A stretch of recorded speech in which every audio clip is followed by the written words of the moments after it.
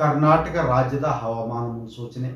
ನಾನು CS ಪಾಟೀಲ್, ವಿಜ್ಞಾನಿ, ಹವಾಮಾನ ಕೇಂದ್ರ, ಬೆಂಗಳೂರು.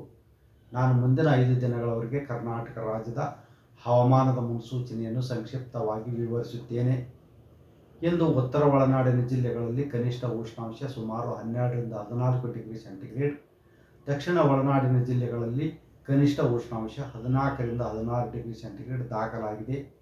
ಬೆಂಗಳೂರಿನಲ್ಲಿ ಕನಿಷ್ಠ ಉಷ್ಣಾಂಶ 16 ಡಿಗ್ರಿ ಸೆಂಟಿಗ್ರೇಡ್ ಹಾಗೂ ಗರಿಷ್ಠ ಉಷ್ಣಾಂಶ 25 ಡಿಗ್ರಿ ಸೆಂಟಿಗ್ರೇಡ್ ದಾಖಲಾಗಿದೆ.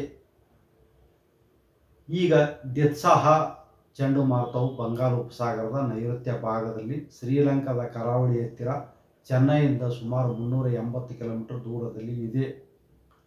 ಅದು ಮುಂದೆ ತಮಿಳುನಾಡಿನ ದಕ್ಷಿಣ ಭಾಗದಲ್ಲಿ ನವೆಂಬರ್ 30ರಂದು ತಲುಪುವ ಹೆಚ್ಚಿನ ಸಾಧ್ಯತೆ ಇದೆ.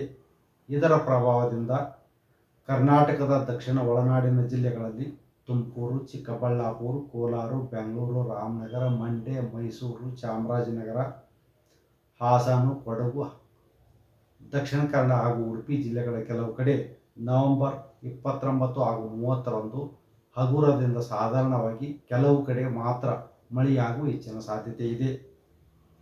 ಈ ಚಂಡಮಾರುತದ ಪ್ರಭಾವದಿಂದಾಗಿ ದಕ್ಷಿಣ ಒಳನಾಡಿನ ಜಿಲ್ಲೆಗಳಲ್ಲಿ ಹಗಲಿನ ವೇಳೆಯಲ್ಲಿ ಉಷ್ಣಾಂಶ ಇಳಿಮುಖವಾಗಿದ್ದು, ನವೆಂಬರ್ 29 ಹಾಗೂ 30ರಂದು ಹಗಲಿನ ವೇಳೆಯಲ್ಲಿ ಚಳಿಯ ವಾತಾವರಣವಿರುತ್ತದೆ. ಡಿಸೆಂಬರ್ 1ರಿಂದ ಬಿಸಿಲು ಬೀಳುವ ಹೆಚ್ಚಿನ ಸಾಧ್ಯತೆ ಇದೆ. ಬೆಂಗಳೂರಿನಲ್ಲಿ ಮುಂದಿನ 2 ದಿನಗಳಲ್ಲಿ ಕನಿಷ್ಠ ಉಷ್ಣಾಂಶ ಸುಮಾರು 16 ಡಿಗ್ರಿ ಸೆಂಟಿಗ್ರೇಡ್ ಹಾಗೂ ಗರಿಷ್ಠ ಉಷ್ಣಾಂಶ 24 ಡಿಗ್ರಿ ಸೆಂಟಿಗ್ರೇಡ್ ಇರುವ ಹೆಚ್ಚಿನ ಸಾಧ್ಯತೆ ಇದೆ. ಕರ್ನಾಟಕ ರಾಜ್ಯದ ಹವಾಮಾನ ಮುನ್ಸೂಚನೆ. ನಾನು CS ಪಾಟೀಲ್, ವಿಜ್ಞಾನಿ, ಹವಾಮಾನ ಕೇಂದ್ರ, ಬೆಂಗಳೂರು. ನಾನು ಮುಂದಿನ 5 ದಿನಗಳವರೆಗೆ ಕರ್ನಾಟಕ ರಾಜ್ಯದ ಹವಾಮಾನದ ಮುನ್ಸೂಚನೆಯನ್ನು ಸಂಕ್ಷಿಪ್ತವಾಗಿ ವಿವರಿಸುತ್ತೇನೆ. ಇಂದು ಉತ್ತರ ಒಳನಾಡಿನ ಜಿಲ್ಲೆಗಳಲ್ಲಿ ಕನಿಷ್ಠ ಉಷ್ಣಾಂಶ ಸುಮಾರು 12ರಿಂದ 14 ಡಿಗ್ರಿ ಸೆಂಟಿಗ್ರೇಡ್, ದಕ್ಷಿಣ ಒಳನಾಡಿನ ಜಿಲ್ಲೆಗಳಲ್ಲಿ ಕನಿಷ್ಠ ಉಷ್ಣಾಂಶ 14ರಿಂದ 16 ಡಿಗ್ರಿ ಸೆಂಟಿಗ್ರೇಡ್ ದಾಖಲಾಗಿದೆ. ಬೆಂಗಳೂರಿನಲ್ಲಿ ಕನಿಷ್ಠ ಉಷ್ಣಾಂಶ 16 ಡಿಗ್ರಿ ಸೆಂಟಿಗ್ರೇಡ್ ಹಾಗೂ ಗರಿಷ್ಠ ಉಷ್ಣಾಂಶ 25 ಡಿಗ್ರಿ ಸೆಂಟಿಗ್ರೇಡ್ ದಾಖಲಾಗಿದೆ. ಈಗ ದಿತ್ಸಾಹ ಚಂಡಮಾರುತವು ಬಂಗಾಳ ಉಪಸಾಗರದ ನೈಋತ್ಯ ಭಾಗದಲ್ಲಿ ಶ್ರೀಲಂಕಾದ ಕರಾವಳಿ ಹತ್ತಿರ ಚೆನ್ನೈಯಿಂದ ಸುಮಾರು 380 ಕಿಲೋಮೀಟರ್ ದೂರದಲ್ಲಿ ಇದೆ. ಅದು ಮುಂದೆ ತಮಿಳುನಾಡಿನ ದಕ್ಷಿಣ ಭಾಗದಲ್ಲಿ ನವೆಂಬರ್ 30ರಂದು ತಲುಪುವ ಹೆಚ್ಚಿನ ಸಾಧ್ಯತೆ ಇದೆ. ಇದರ ಪ್ರಭಾವದಿಂದ ಕರ್ನಾಟಕದ ದಕ್ಷಿಣ ಒಳನಾಡಿನ ಜಿಲ್ಲೆಗಳಲ್ಲಿ ತುಮಕೂರು, ಚಿಕ್ಕಬಳ್ಳಾಪುರ, ಕೋಲಾರ, ಬೆಂಗಳೂರು, ರಾಮನಗರ, ಮಂಡ್ಯ, ಮೈಸೂರು, ಚಾಮರಾಜನಗರ, ಹಾಸನ, ಕೊಡಗು, ದಕ್ಷಿಣ ಕನ್ನಡ ಹಾಗೂ ಉಡುಪಿ ಜಿಲ್ಲೆಗಳ ಕೆಲವು ಕಡೆ ನವೆಂಬರ್ 29 ಹಾಗೂ 30ರಂದು ಹಗುರದಿಂದ ಸಾಧಾರಣವಾಗಿ ಕೆಲವು ಕಡೆ ಮಾತ್ರ ಮಳೆಯಾಗುವ ಹೆಚ್ಚಿನ ಸಾಧ್ಯತೆ ಇದೆ. ಈ ಚಂಡಮಾರುತದ ಪ್ರಭಾವದಿಂದಾಗಿ ದಕ್ಷಿಣ ಒಳನಾಡಿನ ಜಿಲ್ಲೆಗಳಲ್ಲಿ ಹಗಲಿನ ವೇಳೆಯಲ್ಲಿ ಉಷ್ಣಾಂಶ ಇಳಿಮುಖವಾಗಿದ್ದು, ನವೆಂಬರ್ 29 ಹಾಗೂ 30ರಂದು ಹಗಲಿನ ವೇಳೆಯಲ್ಲಿ ಚಳಿಯ ವಾತಾವರಣವಿರುತ್ತದೆ. ಡಿಸೆಂಬರ್ 1ರಿಂದ ಬಿಸಿಲು ಬೀಳುವ ಹೆಚ್ಚಿನ ಸಾಧ್ಯತೆ ಇದೆ. ಬೆಂಗಳೂರಿನಲ್ಲಿ ಮುಂದಿನ 2 ದಿನಗಳಲ್ಲಿ ಕನಿಷ್ಠ ಉಷ್ಣಾಂಶ ಸುಮಾರು 16 ಡಿಗ್ರಿ ಸೆಂಟಿಗ್ರೇಡ್ ಹಾಗೂ ಗರಿಷ್ಠ ಉಷ್ಣಾಂಶ 24 ಡಿಗ್ರಿ ಸೆಂಟಿಗ್ರೇಡ್ ಇರುವ ಹೆಚ್ಚಿನ ಸಾಧ್ಯತೆ ಇದೆ. ಕರ್ನಾಟಕ ರಾಜ್ಯದ ಹವಾಮಾನ ಮುನ್ಸೂಚನೆ. ನಾನು CS ಪಾಟೀಲ್, ವಿಜ್ಞಾನಿ, ಹವಾಮಾನ ಕೇಂದ್ರ, ಬೆಂಗಳೂರು.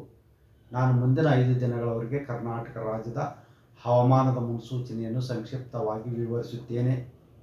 ಇಂದು ಉತ್ತರ ಒಳನಾಡಿನ ಜಿಲ್ಲೆಗಳಲ್ಲಿ ಕನಿಷ್ಠ ಉಷ್ಣಾಂಶ ಸುಮಾರು 12ರಿಂದ 14 ಡಿಗ್ರಿ ಸೆಂಟಿಗ್ರೇಡ್, ದಕ್ಷಿಣ ಒಳನಾಡಿನ ಜಿಲ್ಲೆಗಳಲ್ಲಿ ಕನಿಷ್ಠ ಉಷ್ಣಾಂಶ 14ರಿಂದ 16 ಡಿಗ್ರಿ ಸೆಂಟಿಗ್ರೇಡ್ ದಾಖಲಾಗಿದೆ.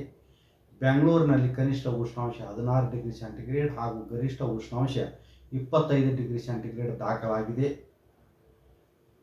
ಈಗ ದಿತ್ಸಾಹ ಚಂಡಮಾರುತವು ಬಂಗಾಳ ಉಪಸಾಗರದ ನೈಋತ್ಯ ಭಾಗದಲ್ಲಿ ಶ್ರೀಲಂಕಾದ ಕರಾವಳಿ ಹತ್ತಿರ ಚೆನ್ನೈಯಿಂದ ಸುಮಾರು 380 ಕಿಲೋಮೀಟರ್ ದೂರದಲ್ಲಿ ಇದೆ. ಅದು ಮುಂದೆ ತಮಿಳುನಾಡಿನ ದಕ್ಷಿಣ ಭಾಗದಲ್ಲಿ ನವೆಂಬರ್ 30ರಂದು ತಲುಪುವ ಹೆಚ್ಚಿನ ಸಾಧ್ಯತೆ ಇದೆ. ಇದರ ಪ್ರಭಾವದಿಂದ ಕರ್ನಾಟಕದ ದಕ್ಷಿಣ ಒಳನಾಡಿನ ಜಿಲ್ಲೆಗಳಲ್ಲಿ ತುಮಕೂರು, ಚಿಕ್ಕಬಳ್ಳಾಪುರ, ಕೋಲಾರ, ಬೆಂಗಳೂರು, ರಾಮನಗರ, ಮಂಡ್ಯ, ಮೈಸೂರು, ಚಾಮರಾಜನಗರ, ಹಾಸನ, ಕೊಡಗು, ದಕ್ಷಿಣ ಕನ್ನಡ ಹಾಗೂ ಉಡುಪಿ ಜಿಲ್ಲೆಗಳ ಕೆಲವು ಕಡೆ ನವೆಂಬರ್ 29 ಹಾಗೂ 30ರಂದು ಹಗುರದಿಂದ ಸಾಧಾರಣವಾಗಿ ಕೆಲವು ಕಡೆ ಮಾತ್ರ ಮಳೆಯಾಗುವ ಹೆಚ್ಚಿನ ಸಾಧ್ಯತೆ ಇದೆ. ಈ ಚಂಡಮಾರುತದ ಪ್ರಭಾವದಿಂದಾಗಿ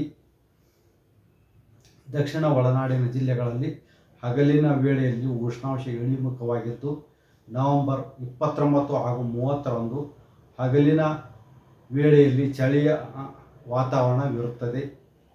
ಡಿಸೆಂಬರ್ 1ರಿಂದ ಬಿಸಿಲು ಬೀಳುವ ಹೆಚ್ಚಿನ ಸಾಧ್ಯತೆ ಇದೆ. ಬೆಂಗಳೂರಿನಲ್ಲಿ ಮುಂದಿನ 2 ದಿನಗಳಲ್ಲಿ ಕನಿಷ್ಠ ಉಷ್ಣಾಂಶ ಸುಮಾರು 16 ಡಿಗ್ರಿ ಸೆಂಟಿಗ್ರೇಡ್ ಹಾಗೂ ಗರಿಷ್ಠ ಉಷ್ಣಾಂಶ 24 ಡಿಗ್ರಿ ಸೆಂಟಿಗ್ರೇಡ್ ಇರುವ ಹೆಚ್ಚಿನ ಸಾಧ್ಯತೆ ಇದೆ. ಹೆಚ್ಚಿನ ವಿಡಿಯೋಗಳಿಗೆ ಪ್ರತಿಧ್ವನಿ ಯೂಟ್ಯೂಬ್ ಚಾನೆಲ್ ಸಬ್ಸ್ಕ್ರೈಬ್ ಮಾಡಿ, ಬೆಲ್ ಐಕಾನ್ ಕ್ಲಿಕ್ ಮಾಡಿ.